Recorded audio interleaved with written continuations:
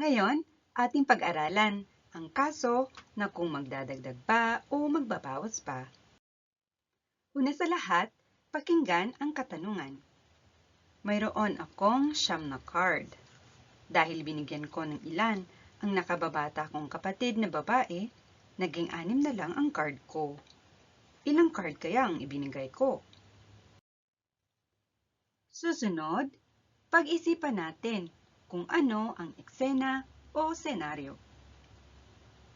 Mayroon akong 9 na card.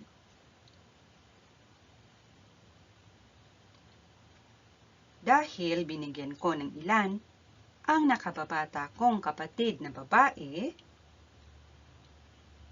naging 6 na lang ang card ko. Next, ating iilustra o i-drawing ang sitwasyon. Mayroon akong 9 na card. May ilan akong ipinamigay. Iilustra bilang parisukat o kwadrado ang hindi alam na ilang card. 6 na card na lang ang natira.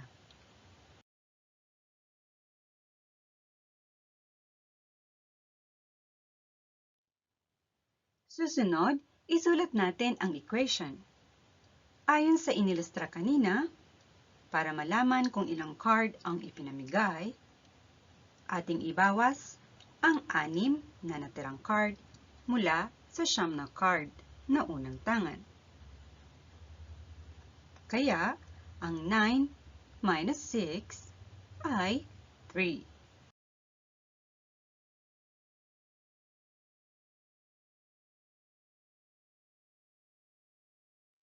Panghuli, isulat natin ang sagot. Ito ang daloy ng ating pag-aaral ngayong araw. Subukan nating magsanay. Pindutin pansamantala ang pause icon. Ating unawain ang katanungan.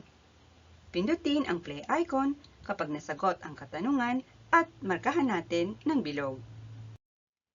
Ngayon, magtugma tayo ng sagot. Mayroong 10 tomato o kamatis. May ilang kinuha, kaya 4 na lang ang natira. Ilan kaya ang kinuha? Ang equation ay 10 minus 4 equals 6. Kaya ang sagot ay 6 na tomato o kamatis. Tama ba ang inyong sagot? Ito ang katapusan ng ating pag-aaral sa araw na ito.